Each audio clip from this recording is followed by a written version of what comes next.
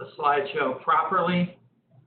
My name is Paul Geringer. I'm an extension legal specialist here with University of Maryland College Park in the Department of Ag and Resource Economics.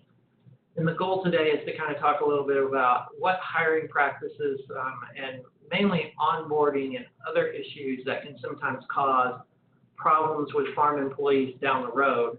How to make sure we hire good people, then how to make sure we're actually providing them with the training that's necessary to keep the good people going. I'm going to try and keep the chat box open, so if there are any problems, you guys can hear me.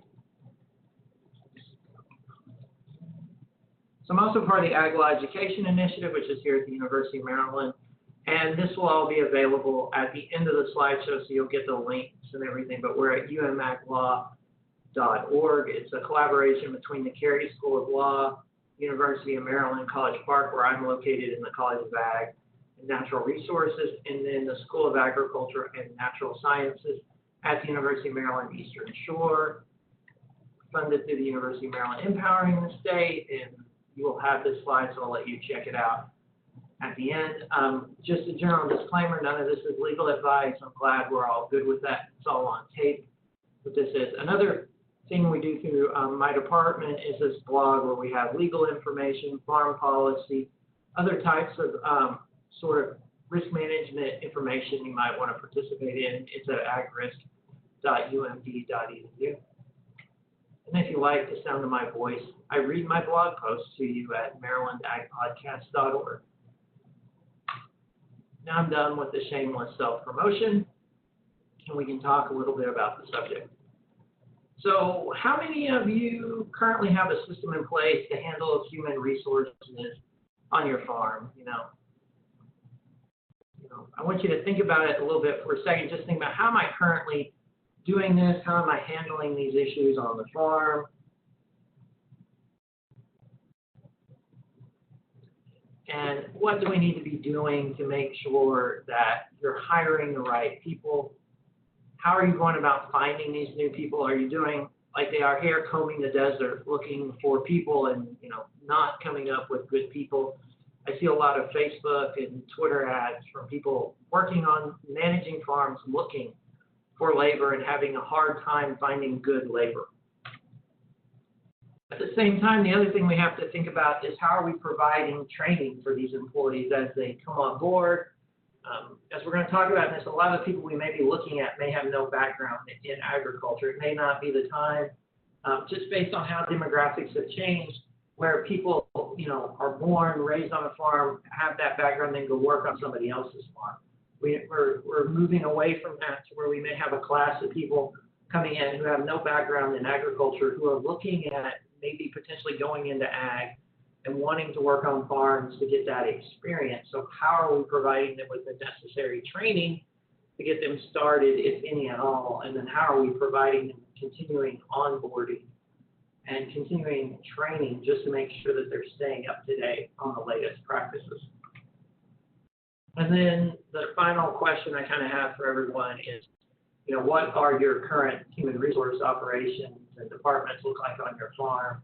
How many of you have one? My guess is if you do have a farm and you're the owner operator of that farm, you manage the human resources. You wear that hat along with many other hats in your agricultural operations. So this may be an area where you have no background, no experience, and something you're not familiar with. So as I kind of highlighted here, I've looked for the statistic in the past, and I still have yet to come across it. But from looking at some of the stuff that's written today, a growing number of these people that are entering agriculture come in with no experience. This lack of experience is probably not a bad thing. It may be a good thing. They may come in with no bad habits that allow you that may allow you the ability to sort of get them off the board. But how do we think about, how do we train these people, and how do we make sure they're the people we want working on the farm as this goes along?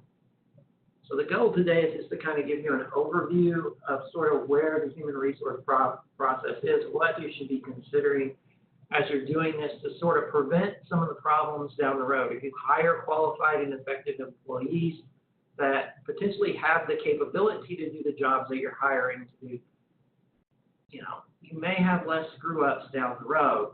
The other thing is if you do a lot of this and have this in place, and you hire somebody that screws up, there's the ability to get rid of them and then show, what the process was and look back to figure out where things screwed up and how we can fix it to make sure the hiring process works in the future. But at the same time, if there does rise the ability to where we have the media on the farm and other things, we can point back to what we did and what our training was for these employees and what the other things were to make sure that they're actually doing what they're supposed to be doing. I am trying to look up and check the chat box every now and again to see if there are questions. So if you have questions, please type them in the chat box as we go along. So the first thing you need to think about in this is, what are your employee needs? What do you need? What type of work do you need? What type of quantity of work do you need? Who do you need to do this? What type of person do you want to do this? I use the example, are you a mixed livestock and grain operation? You need an employee who can work both handling poultry and understand grain farming. What exactly do you need? We're going through a search process right here, right now, with my program, looking at a coordinator. So, we have to think about, what do we want out of a coordinator? What type of jobs do we want this person to be able to do, and what type of skill set do we want them to have? What are we willing to accept and what are we not willing to accept? Sort of the same thing everybody has to do when they go through hiring people. Then at the same time, we kind of look at who's the current labor force we have, and that includes family labor that may be unpaid. So who, is currently doing work on the farm? What skill set do they bring? Do they have the skill set necessary to where we could potentially move them over to another job where we need something, and then we're looking at a totally different type of employee? What else do we need to kind of match what we already have and complement what we already have on the farm? Based on all this, then sort of come up with a job description to figure out, okay, now I know what I need. Now I can kind of go out and look for that person. And I have something that I can either share with, neighbors, friends, in help wanted ads, wherever it may be. This would include, just a general description of the job. And I should point out, in the resources that you may have not seen with this, but I can send out ideas, I pulled together some fact sheets from other universities kind of walking through this process. And I think there's some sample job descriptions in there as well, if I remember correctly, from when I pulled it together. But I'll send it out at the end of this webinar with this PowerPoint so folks have it as well. But, what are the duties, the tasks, the working conditions, the evaluation, the compensation for these employees going to be? An evaluation is going to be key as we're going to talk about it. We're dealing with probably a group of people coming in now that like to be evaluated more than probably in the past. And it's a different way of evaluating than you may have done it in the past, or you may have been exposed to in the past, and we'll talk about that here in a minute. And at the same time, what's the compensation level going to be? How much are you going to pay these people? What should they be aware of when they start the farm or to start the job?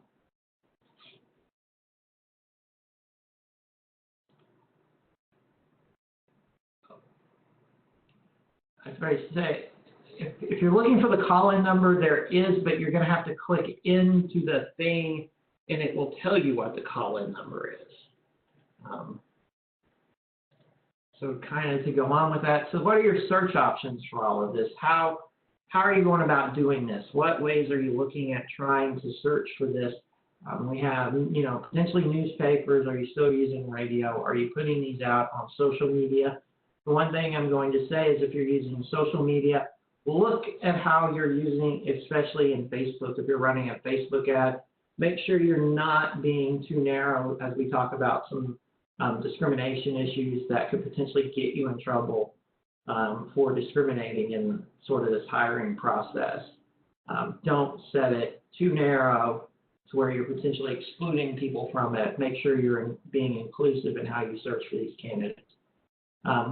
How broad of an area do you need to be looking for this? And looking at how some of this is going about, saying you have to look pretty broad to potentially find a candidate who is willing to show up. I have a number of friends on social media that are almost always posting the same ad every couple of months looking for about a similar type of employee because they can't keep people in that low entry position on their farm for very long. So maybe we're having to broaden our view as to what we're actually looking for and how broad that area is going to be that we're actually going to look at. What skill set do you need in all of this? You know, what do you need to be considering in bringing this in? Do you need to be looking, as you're doing that assessment, should you be looking at local and area community colleges that may have an ag program?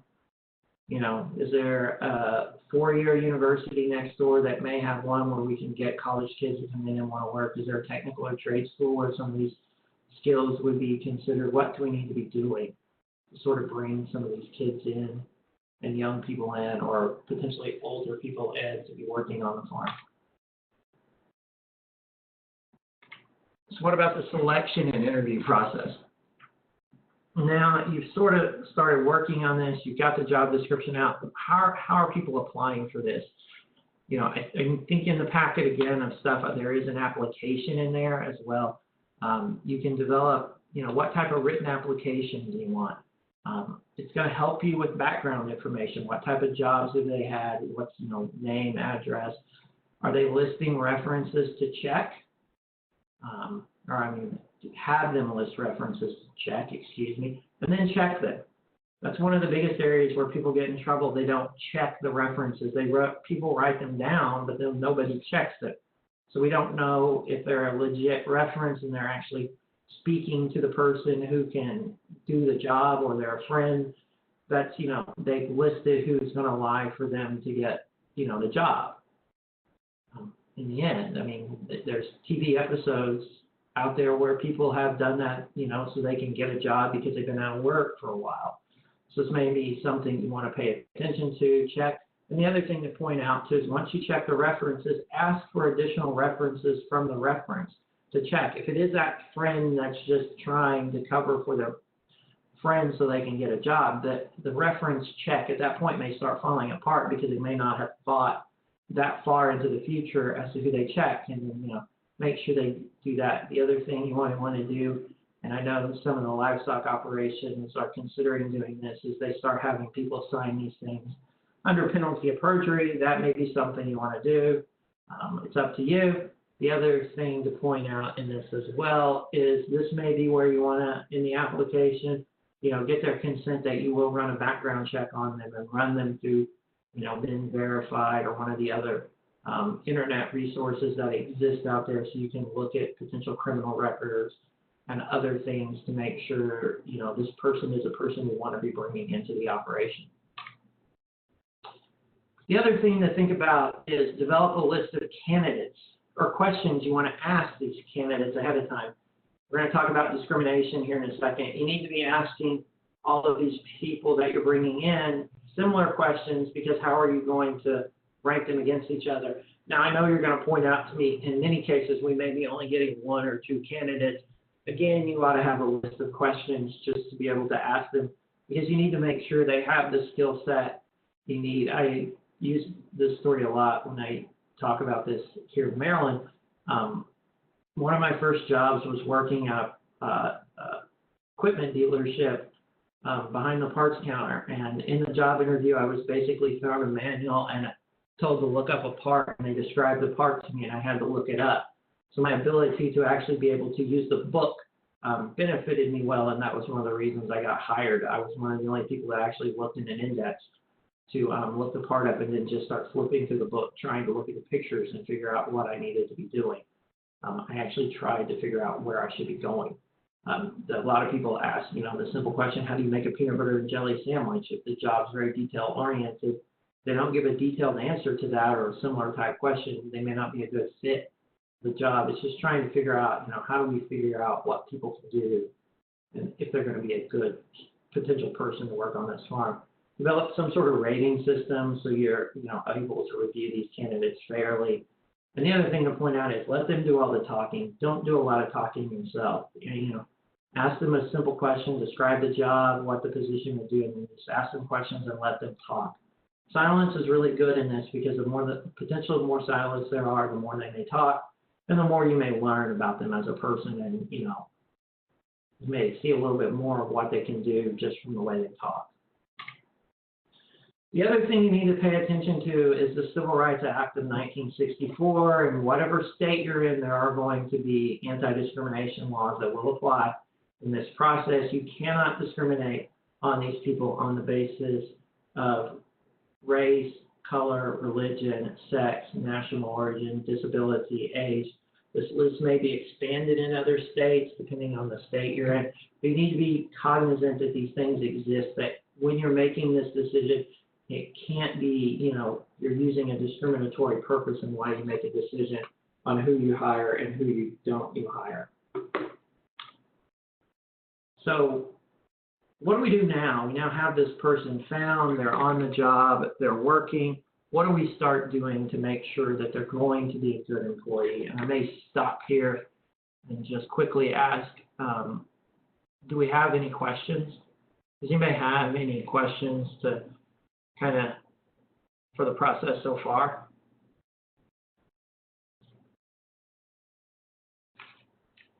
And I'll check the question and answer box, and I see no questions in the question and answer box, so we'll keep going along here. So what happens once you get this new person started? They should be able to do the job right. They should know everything they need to know once they get started, right? What is the lingo we're going to use on this operation? Oh, I forgot about this. We don't get to lingo yet. We got to talk about I-9 first. We will have to run these people, whoever we hire, through the I-9 process. So I often cover this just to make sure you remember what the I-9 process is. Section 1 of the form is completed by the employee, though the employer can help if needed. If they have difficulty understanding, they can't actually fill it out. They need some help understanding what they're supposed to do. You can help them fill it out. That is allowed. Section 2 is completed by the employer. Some of this will have changed because of E-Verified, and most people are going through E-Verified now, so this process will be a little bit different. But just going through sort of what this process looks like, it's completed by the employer after reviewing the documents presented by the employee to confirm employment eligibility. It means that they are legal to be working in the U.S.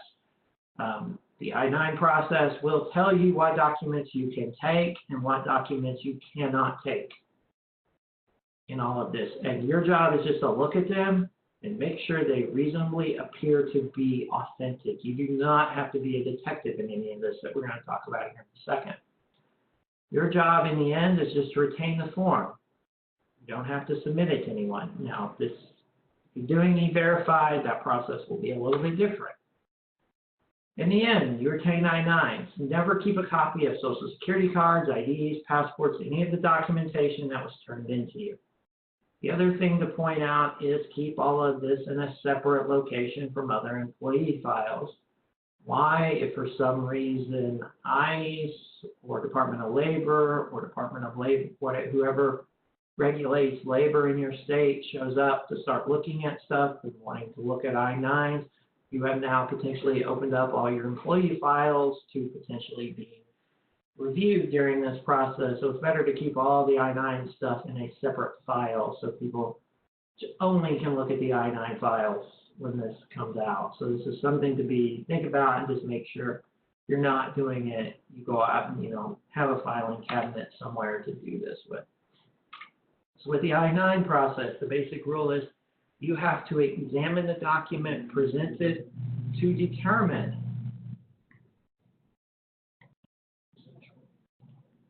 if the document reasonably appears genuine and the document reasonably appears to relate to the person presenting it. So the ID, your passport, whatever the documentation is, appear to be reasonable, and does it appear to reasonably relate to the person who was presenting it? We got some examples here. Here in Maryland, you may or may not have gotten the new driver's license yet and seen what they look like. You get shown this as a driver's license. Does it look like the person? Does it look like an authentic driver's license? Your job is not to be, the bouncer at a club in College Park on a Thursday, Friday, or Saturday night trying to spot fake IDs. Your job is just to make sure it looks like it reasonably relates to the person and it looks genuine enough to you to be real. There are potential issues if you start accusing people of having fake IDs when it's not, and it's actually legit. You could have discrimination issues pop up. If anybody's seen the movie Superbad, we've all seen the kid's fake ID. In that movie, does this reasonably relate, look authentic? Well, if you don't know what a California driver's license looks like, you may have to look it up, make sure it actually looks like that, just to make sure this is potentially authentic, and verify at least some of the stuff is there, so you can at least reasonably make sure it's okay. I threw up one more. Potentially fake ID. If you don't know what these licenses look like, you might want to check, but your job isn't really to be that type of a. So what do we do with new employee orientation? So I told, if you work on the farm and I tell you to go to any of these places, do you know where that means to go? Without some sort of, background on the farm. And the idea is every farm has a lingo. Every business has a lingo. Everybody, talks differently. They may all mean the same thing, but depending on, what you've done and what you've done in the past, you may all have some sort of process that you're used to following. So the idea is, how do we get these people aware of what our lingo is and where they need to go? Because we may not have all that time to get them oriented quickly, especially if it's in the middle of a growing season when we need people working and not sitting around trying to learn. So as I point out, we may have a number of millennials and other, Generation X and some other generations looking at, I've tried this job for a while, I don't like it, I want to try agriculture. It's like Green Acres, the TV show, come to life in some cases, but not always that way. If we look at it, what do we need to do, and what's the basic handling techniques they need to know? Do they need to go through a tractor drive class before they even should they have done that before they even come to apply on your farm? These are kind of things we need to think about in kind of onboarding and what we would expect of these new people as they come on board. But at the same time, what type of basic training, such as, what are the animal welfare practices we use if it's a livestock operation? What do we expect people to do on the farm with animals? They may have learned it one way here, but what do we actually do on this farm? What are the practices we use? What are the practices we use if we're out, spraying, doing something out in the field? What are the practices we use? What are the techniques we use? What best management practices do we use? What do we need to be aware of if we're working on the farm?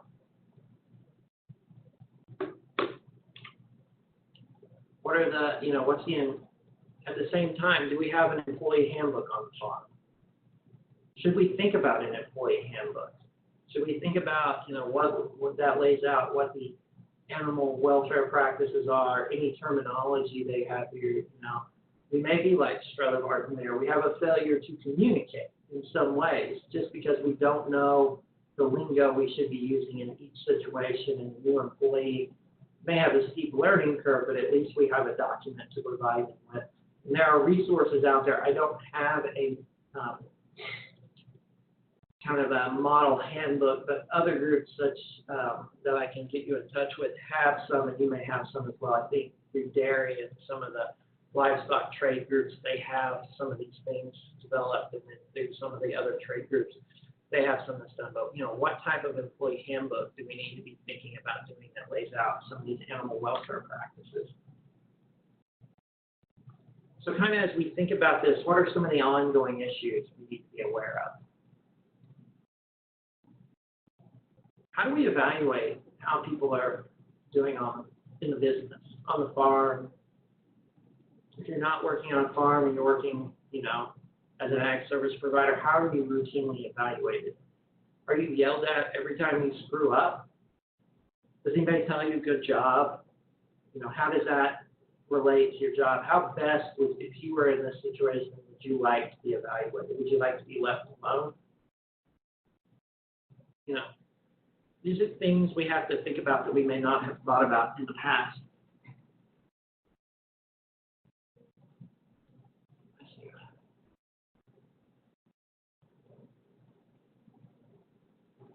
I'm stopping just for a second. Oh, I saw a question, but I will answer that at the end. So, when do we typically evaluate these people? This is something we do have to think about because everybody's going to do this differently, and if we're attracting a different group of people in that may have not come up through agriculture, they may not be used to being yelled at every time they screw up. That may not be the most effective way to get them to start working. They may not prefer that method. Everybody prefers something differently. So we have to start thinking about how do we work with the employees we're bringing on to make sure that it, you know, something goes right, we do it in a way and, you know, make sure they're aware they did it right in a way that helps them on the job. But at the same time, if something goes wrong, we're doing it in a way that we don't, you know, make it to where they want to leave. If the goal is to not lose employees because we don't like going through the search process, making sure we kind of do an evaluation in some way that's at least constructive to that individual is potentially positive. So the thing to point out here is, you know, we almost always want to do these, and if you haven't had to go through training on how to be a supervisor, in different jobs, I've had to go through it a couple of times, depending on what the skill set is that they want me to go through. So others that are ag service providers may have had to go through this as well. One of the things you're always taught is you always do this in a positive way. You never try to be, you know, negative about this process at any point. You're always trying to be positive and trying to build that person's confidence up. You want to make sure that they understand what those expectations are that you expect out of them. It may be very simple expectations like, you know, don't screw up. But at the same time, we kind of need to make sure they understand, you know, what expectations are, whether it's using the right techniques on the farm, you know, whatever those expectations may be. Make sure they're given to them, and this may be an area where it is put out in your employee handbook for that employee, what they should be aware of and what the expectation is going on each year.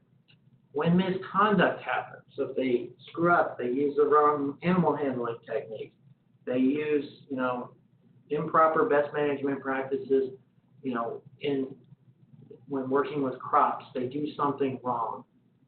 Stop. Take the time to verbally explain to them. Don't yell at them. And then put it in writing how they messed up. Always put it in writing how they messed up and give a copy to the employee and put a copy in their employee file. This will make consistent screw-ups much easier to deal with down the road. If the employee consistently screws up, we now have a written record as to what has happened and why we're getting rid of the employee. And it's not just you getting mad one day and firing the employee. This could go back to potential other issues down the road.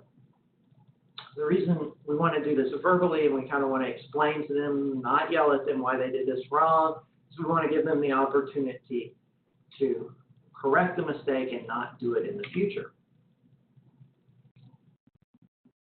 Make sure you're disciplining them for actual violations for either terms of their employment. My guess is most of these employees are at will, so there are not that many terms of employment, but if you have some sort of document that tells them what they should be doing, it's an actual violation of that. And it's not just you getting mad one day. You're doing it fairly. You know, you're not doing it because they annoy you just one day. You're doing it because it's something you're doing consistently. And the other thing to point out too here is, if it's family labor, you have to do the same thing. If they're the consistent screw up causing the problems, you may end up needing to make sure that you're actually disciplining them properly. You know, the disciplining for them may be slightly different. You may be more willing to yell at your own children or your own spouse or whoever, or your brother, your nieces, your nephews, and you may be the person you're paying to work there. But in the same way, if they're screwing up, make sure you take the time to explain to them, do it slightly more constructive than you might have in the past. And at the same time, if they consistently do it over and over again, you might not want them to be a part of the farm anymore. It might hurt family relations, but there has to be a way to slowly get them out or move them into a different position that sort of fits their skill set better. Are there any questions so far?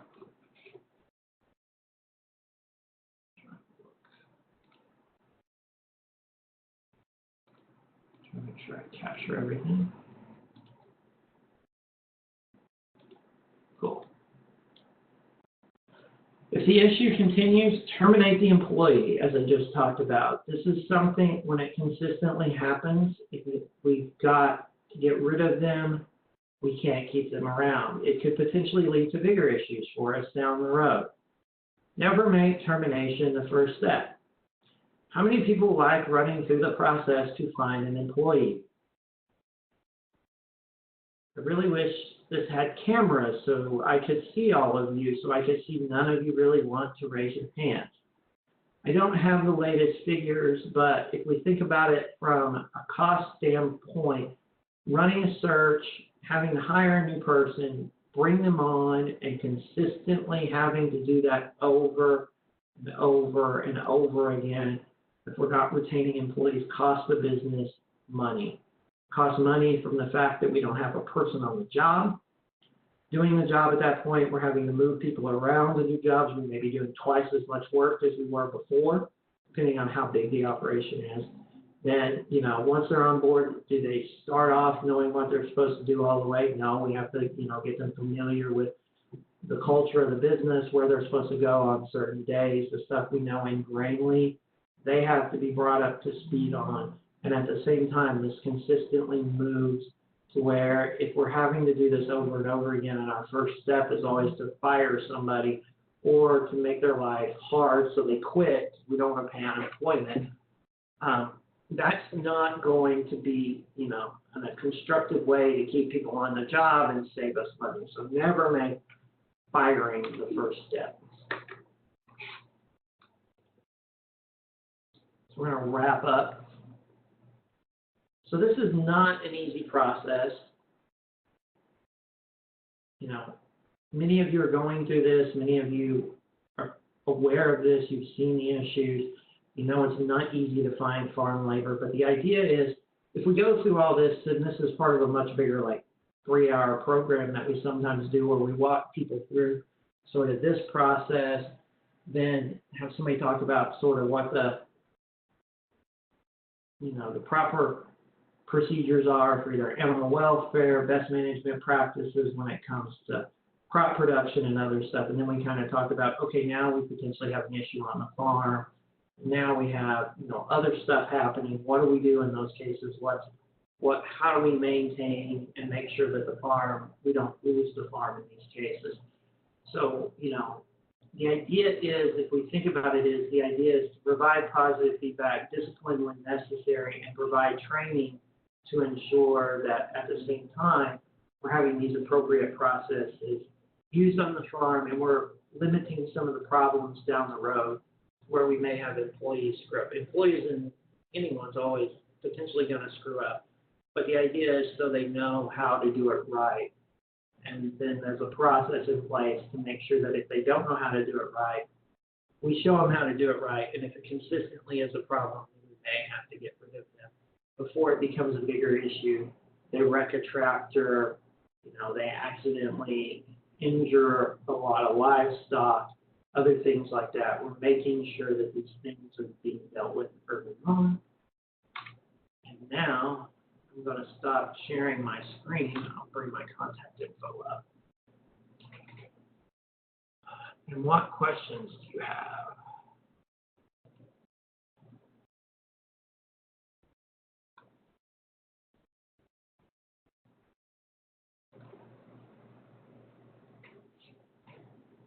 Thank you, Doris. So, are there any questions?